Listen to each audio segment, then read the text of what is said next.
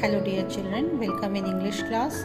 Today in English we are going to do some exercises in your English book in page number 163 and page number 164. Let's start. See what is the exercise. The exercise is write the names of these pictures. Write means क्या होता है? लिखना. Name मतलब नाम. Of these picture. These picture मतलब ये सभी pictures के नाम आपको लिखने हैं. और फिर क्या करना है? then means तब. read them aloud, है ना.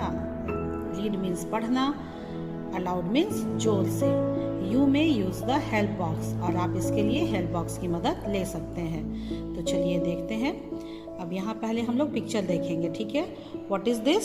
This is a cup. now see in the help box, where is the spelling of cup? HUT hut, SUN sun, BUG bug, CUP cup. The spelling we got CUP cup. Then you have to write nicely CUP cup, है ना. दोनों line touch करके सुंदर से लिखेंगे. इसी तरह here is the sun. Then you take the spelling from here and write SUN sun, MUG mug, HUT hut. hut means झोपड़ी. BUG bug means छोटा कीड़ा.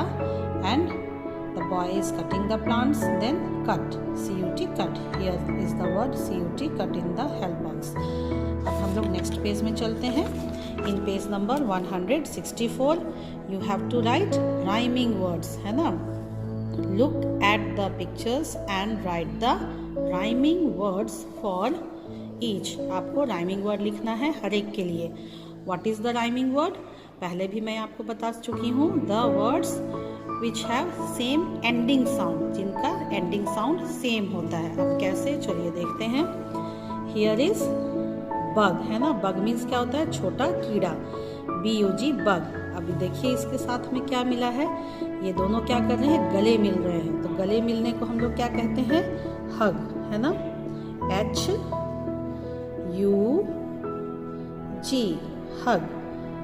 अब हम लोग कैसे पढ़ेंगे? bug hug. We got same ending sound. ug, है ना. UG ug, UG ug. bug hug. उसी तरह आपको यहाँ पिक्चर रिकॉग्नाइज करना है, वर्ड्स भरना है, फिर हम लोग सुंदर से राइमिंग वर्ड्स पढ़ लेना है. bug, hug, hut, cut, rug, mug, run, sun, tub, cup.